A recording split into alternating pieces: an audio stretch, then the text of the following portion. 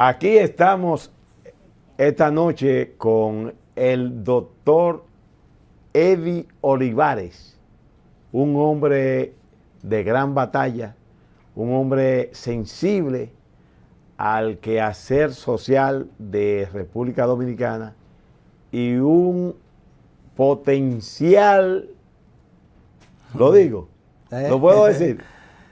Bueno, Yo creo que cuando usted se decida, doctor Olivares, a terciar por una posición, ya sea legislativa, ya sea a nivel del gobierno, usted va a tener a muchos de sus amigos alrededor porque creen en usted. muchas gracias. Y hoy vamos a hablar de muchas cosas. Sí. ¿Qué le parece hoy día la situación política en República Dominicana? Bueno, muchísimas gracias. Muy contento de estar aquí en el programa con un amigo a quien admiro mucho y le tengo un cariño muy especial. Bueno, la situación del país tiene la complejidad propia de la pandemia del COVID-19 y el mundo no es igual a partir de la aparición de esta contagiosa enfermedad. Y en ese sentido, el gobierno del Partido Revolucionario Moderno, cabeza el compañero Luis Abinader, fue el primero que tomó posesión en medio de la pandemia. En el caso de Luis, se trató del primer presidente elegido en medio de la pandemia y por vía de consecuencia, el primero que tomó posesión en medio de la situación tan terrible. De modo que tenía un desafío principal, que era el de evitar que esa pandemia causara el mayor daño. Y entonces el compañero Luis asumió con mucha firmeza la situación, con mucha valentía, y sin lugar a dudas que pasó con buena nota ese gran desafío que tenía al momento de asumir el gobierno, y logró en un tiempo récord obtener las vacunas, a pesar de ser la nuestra una economía pequeña, y sin embargo obtuvo la vacuna antes que las grandes naciones del continente, de modo que ha tenido un gran éxito en el combate de esta enfermedad que ha arrodillado al mundo. Y ahora se enfrenta al otro gran desafío, sin con esto nosotros decir que la pandemia terminó. No ha terminado, la enfermedad continúa. Pero la crisis profundizada por la pandemia, sin lugar a dudas, tomará un tiempo todavía más allá de la misma enfermedad. Por lo tanto, ahora nos enfrentamos a ese gran desafío en lo que tiene que ver con el manejo de la economía en medio de la profunda crisis, después de haber salido muy bien en esta etapa de la crisis sanitaria que teníamos. Es un escenario bastante difícil, complejo, y esperamos, confiamos en que vamos a salir muy bien y que nuestro país seguirá caminando hacia el desarrollo y hacia el bienestar para todo el pueblo dominicano. A su entender, a la luz de lo que usted expresa, si le tocase dar una puntuación en cuanto al manejo de esa crisis de salud que hemos vivido, ¿cuánto usted, hasta dónde usted cree que le daría una puntuación al presidente Abinader por la forma en que manejó nota sobresaliente. A, sin lugar a dudas. Si tomamos como parámetro el abecedario A, pienso que eso no se lo puede negar absolutamente nadie, ni el más acérrimo de los adversarios. Sin lugar a dudas, se trató de una gestión que probablemente es la más destacada de América Latina.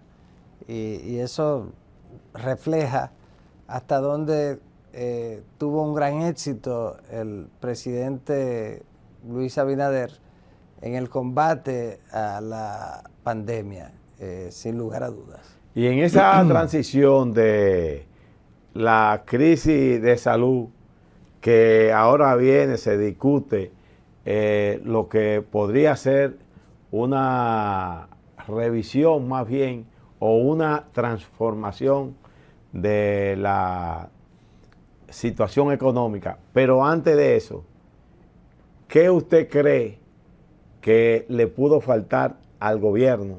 Porque ahora vemos que hay personas que agarrándose de los derechos individuales quieren afectar los derechos colectivos de la población con el respecto a que mucha gente no se han querido vacunar y ahora se le está exigiendo de que tienen que, para entrar a lugares públicos, tienen que presentar la tarjeta de vacunación y como no se han vacunado, no la pueden presentar y se dice que se le está violando su derecho. Usted como abogado, ¿cree que el gobierno o específicamente salud pública violenta los derechos individuales de la persona cuando no le permite entrar por no tener a los lugares públicos, por no tener el carnet, la tarjeta de vacunación? Bueno, ¿Cuál es su opinión al respecto? Es un debate muy interesante, propio de una situación de excepción, aunque ya el estado de excepción no existe.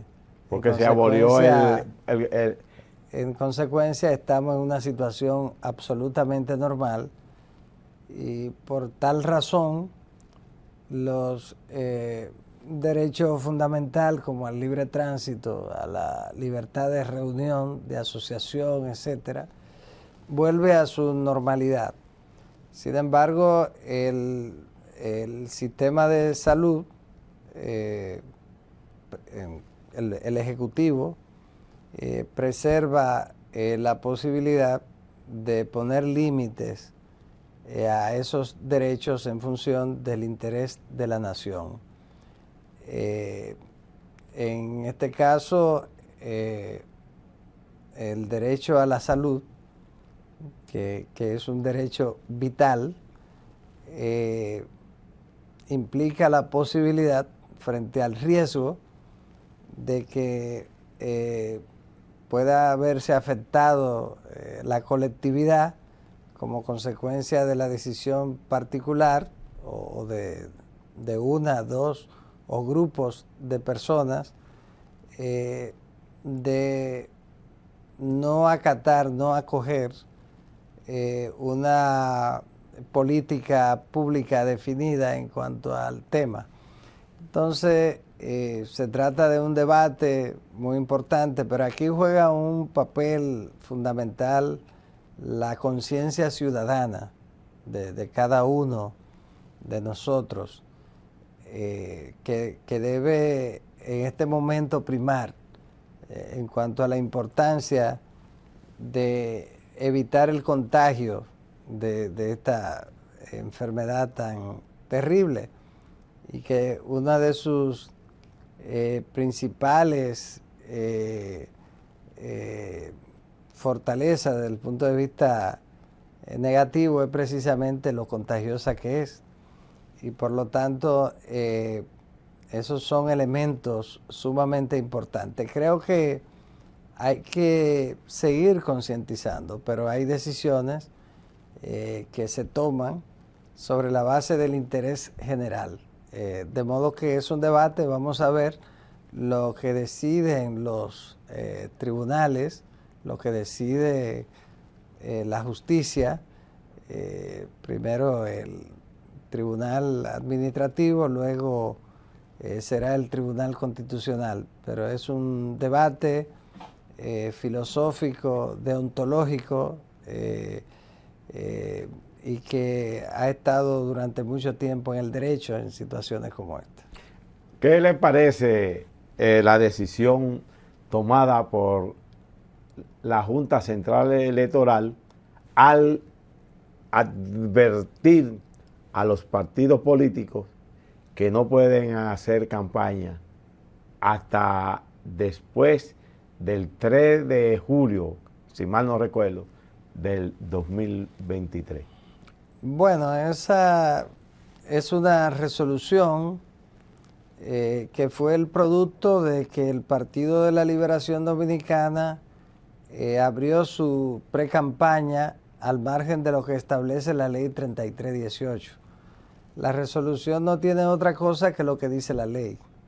Es una reproducción del contenido de la ley 3318 de partidos, agrupaciones y movimientos políticos.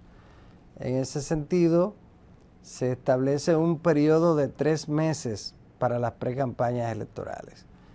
Y inicia el primer domingo del mes de julio, cuando se trata de partidos que deciden utilizar el método de las primarias. Y entonces concluye esa precampaña el primer domingo del mes de octubre.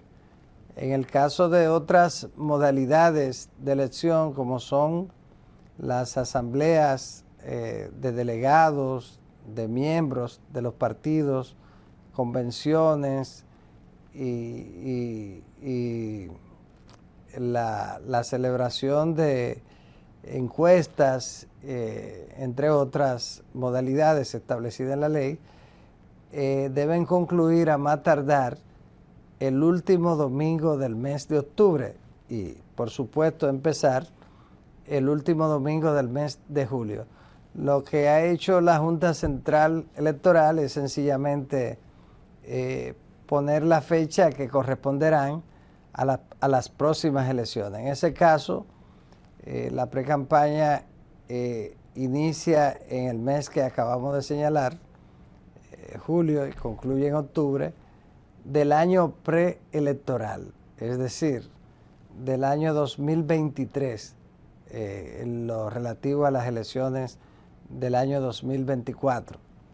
Pero yo he dicho que la Junta Central Electoral, en esa resolución, vuelve a tratar muy bien al Partido de la Liberación Dominicana, porque al final de cuentas se trató de una decisión que el Partido de la Liberación Dominicana calculó muy bien sus riesgos. Ellos sabían cuando tomaron la decisión de abrir la precampaña que estaban violando la ley. Sin embargo, para ellos resultaba muy importante realizar una acción que dinamizara, que despertara al partido y lo hiciera ver que estaba vivo y con algún nivel de vigor. Y entonces la Junta Central Electoral, que debió sancionar, amonestar por lo menos al Partido de la Liberación Dominicana por esa decisión violatoria de la ley, y no lo hizo, ni lo hizo antes, ni lo hizo ahora. En consecuencia, volvió a tratar muy bien al PLD, y en ese sentido se trata de una decisión de ese partido que además afecta la integridad del proceso de selección de los cargos de elección popular, en este caso la candidatura a la presidencia de la República. ¿Por qué? Bueno, se trata de que no todo el mundo tiene el dinero suficiente como para hacer una campaña tan larga como la que el PLD ha planteado a lo interno de su partido. Se trata de una campaña de 3 años prácticamente, 2 años y tantos meses, y para eso usted tiene que tener mucho dinero. Pero si aparece un PLDista que quiere aspirar y tiene los méritos para aspirar a la presidencia de la República, probablemente no lo va a poder hacer porque va a necesitar mucho dinero. Entonces, eso atenta contra los derechos de esos PLDistas a aspirar y atenta contra la equidad del proceso electoral. Además de que pone en riesgo a los propios precandidatos, porque en caso de que anuncien sus aspiraciones, hagan campaña, podrían serle rechazada la candidatura a quien gane ese certamen interno por parte de la Junta. La ley establece o más bien, al entrar en ilegalidad, en haciendo campaña en un periodo no autorizado, claro, automáticamente la Junta tiene que sancionar. La ley de partidos establece que la Junta debe no admitir candidaturas que hayan violado el plazo establecido para la precampaña y la campaña electoral. En este caso, solamente los partidos pueden realizar actividades en los locales, en sus locales, o en locales que no estén al aire libre. No pueden hacer caravanas, no pueden hacer marchas, no pueden hacer mítines, no pueden colocar ningún tipo de publicidad gráfica, no pueden venir, por ejemplo, a este programa y anunciar sus aspiraciones, no lo pueden hacer. No lo pueden hacer tampoco eso. No, porque viola la ley. En consecuencia, tienen todas esas limitaciones que si la violan, en caso de resultar elegido como los candidatos o como el candidato o la candidata de ese partido, de ser el que el partido postule, la Junta podría rechazar esa candidatura como consecuencia de haber violado esa disposición estatutaria. ¿Y usted cree, doctor Olivares, que la Junta Central Electoral, en base a ese amparo que tiene de ley, tomaría una decisión como esa en caso de que el PLD desafíe esa posición? Bueno, a la luz, a usted que fue miembro de la Junta, ¿cree usted que esta Junta actual podría tener ese bagaje o ese valor para tomar esa decisión? Bueno, la Junta tiene que cumplir y hacer cumplir la ley. Entonces, es una obligación constitucional. Vamos a ver lo que pasa. Yo pienso que al PLD le fue muy bien en su estrategia, porque al tomar esta decisión, que no ha tenido consecuencia, el PLD frenó a mucha gente que parece que el avance de la Fuerza del Pueblo, por ejemplo. Sí, estaban tomando la maleta muchos para irse. Sin embargo, al salir a la calle sus 4 candidatos y candidatas con su propio recurso a buscar apoyo, frenó gente que se iba y además, como es natural, integra a otras gente que no estaban, podría ocurrir. De modo que el cálculo le salió perfectamente bien y ya independientemente de lo que ocurra, el PLD ganó con esa decisión que fue desafiando a la Junta. Muy estratégica, fue calculado. Entonces, no el desafío de ahora, lo que hicieron fue violar la ley. Entonces le salió muy bien al PLD, porque tampoco ha habido ningún tipo de consecuencia contra ellos. De modo que ha salido ganancioso. Y asumiendo, usted que fue aspirante a la presidencia de la Junta, ¿qué usted le recomendaría a la luz de su experiencia, insisto, que usted estuvo en la Junta Central Electoral en años anteriores?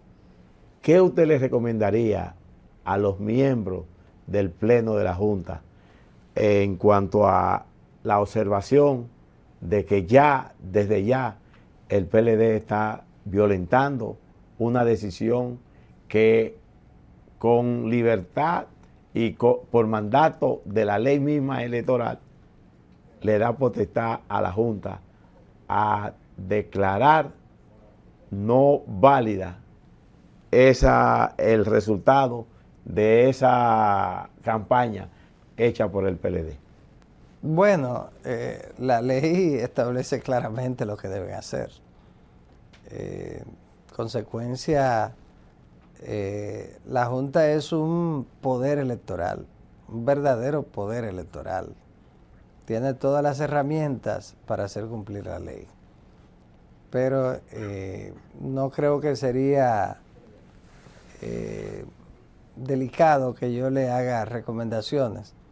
Yo pienso que las atribuciones del órgano están establecidas en la Constitución de la República, el 211, y en la ley 3318 también, en lo que tiene que ver con los partidos, y en la 1519 orgánica del régimen electoral. De modo que la ley electoral es clara. Es clara, establece lo que debe hacer, igual que el artículo 200, los artículos 211 y 212 de la Constitución de la República. Y ya que usted señala, doctor Olivares, el asunto en cuanto a las candidaturas de los partidos, vana, porque quieren hacer campaña antes de tiempo.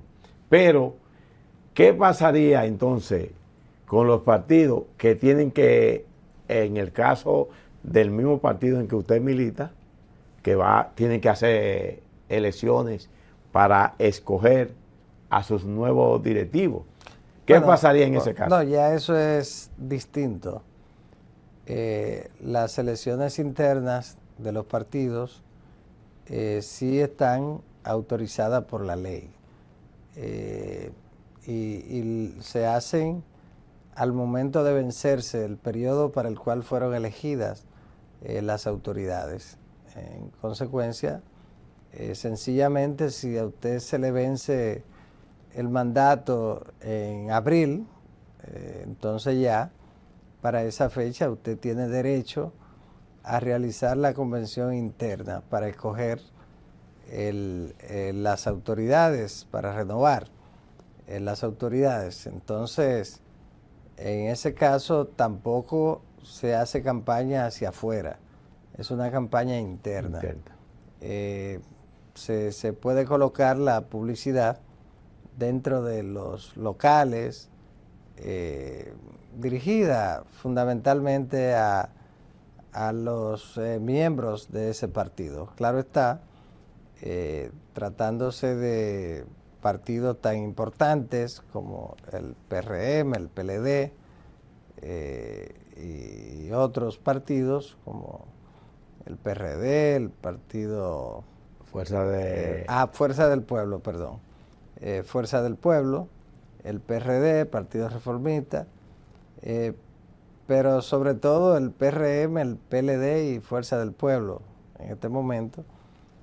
Cualquier tipo de proceso interno resulta del interés de todo el país, pero son las actividades de proselitismo interno se hacen al margen del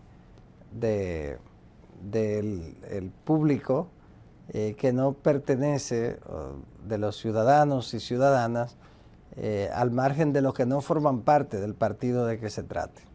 Y usted, que ha brillado bastante en los últimos años en el ámbito político, ¿no tendría alguna participación en opción a ocupar la presidencia de su partido? Bueno, mucha gente ha estado planteándolo, pero todavía no es el momento para yo tomar una decisión. Hay que esperar a que se aperture ese proceso. Entonces ya oportunamente yo me referiré a la posibilidad de aspirar a ese cargo. Porque yo tengo entendido que en muchos círculos se habla de la figura suya, potencial presidente del PRM, y también se habla, inclusive he visto ya unos aprestos de gente promoviendo la figura suya y a la de Guido también, Guido Gómez Mazara, porque al parecer hay un reclamo de que ya el caso del presidente del partido, que es el José Manuel Paliza, José Ignacio Paliza, las masas PRMistas ven como que ya está fuera de contexto, porque él es funcionario, y si es funcionario, él no debe seguir siendo el presidente. Sí, bueno, es un proceso siempre interesante. La gente son por naturaleza, por tradición, muy activas en lo que tiene que ver con los procesos internos del PRM. Siempre fue así desde que éramos parte del Partido Revolucionario Dominicano, que luego se le cambió la D por la M, pero que al final de cuentas somos la esencia de ese partido. El PRM es la esencia de ese partido, y entonces la gente siempre está activa en lo que tiene que ver con procesos internos y todo eso.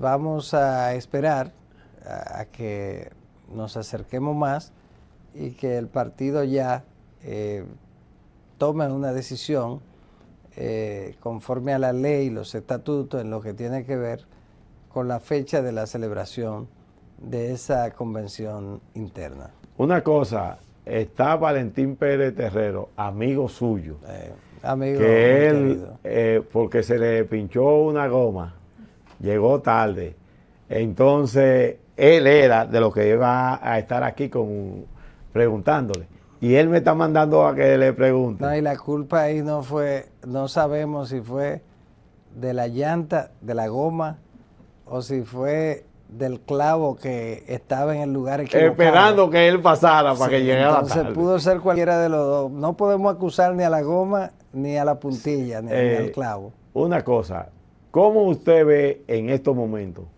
la relación entre el gobierno y la base del PRM, que en muchos casos está medio descontenta y se queja de que no ha sido retribuida el pastel para que le llegue a ellos parte de ese.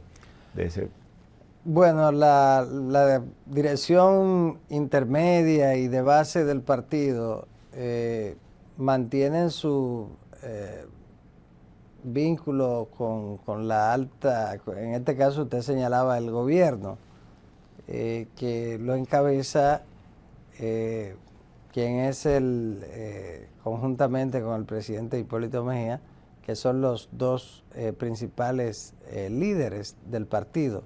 En este caso, el presidente Luis Abinader, que es el principal líder de la nación. En ese sentido, la base del partido mantiene su relación con su presidente, líder,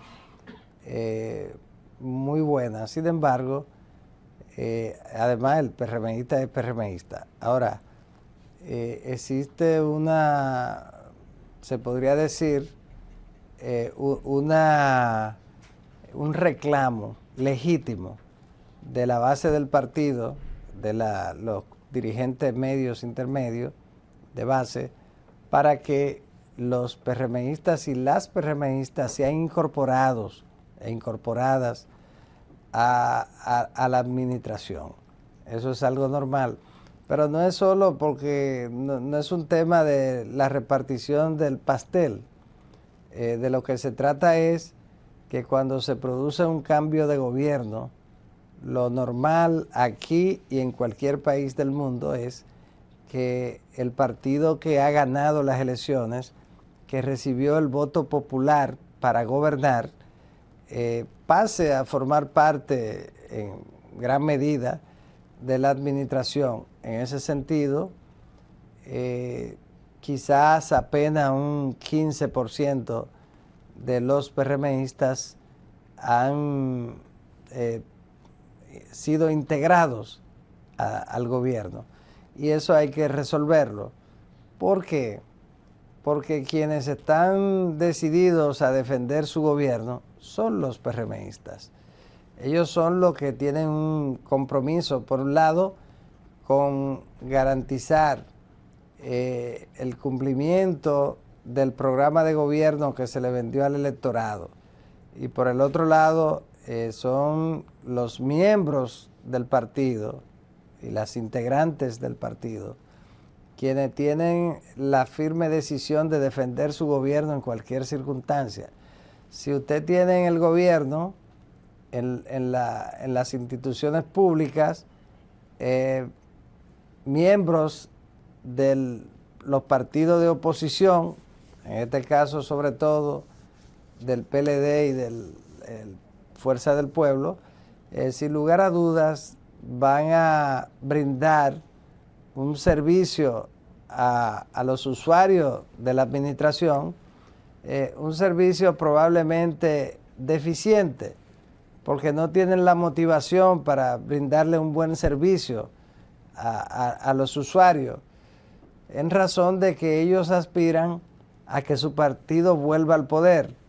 Y si la administración fracasa, entonces es la posibilidad de ellos ir al poder con su partido, que no es el PRM, que es el PLD o es Fuerza del Pueblo. Entonces, por tal razón, lo normal, lógico, es que los PRMistas y las PRMistas vayan a la administración para procurar hacer una buena gestión que sea bien valorada por la ciudadanía y en consecuencia vuelva a darle la oportunidad de regir el país más allá del 2024. En ese sentido, debe ya integrarse a los compañeros y las compañeras. El presidente tiene la voluntad de que eso ocurra, pero debe ser una labor de los funcionarios, de los ministros, directores, administradores, etcétera, quienes deben cumplir con esa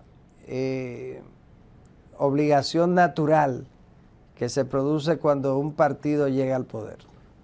Doctor Olivares, nosotros teníamos muchas preguntas que hacer. La reforma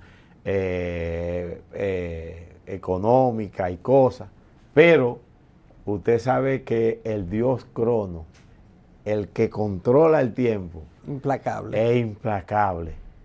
Y tenemos que despedir, no sin antes estar esperanzados de que usted en otra ocasión, más adelante, cuando se acerque más el proceso, esté con nosotros aquí en 30 días de multitudes. Porque el tiempo, los 35 minutos que teníamos reservados para usted, se han agotado.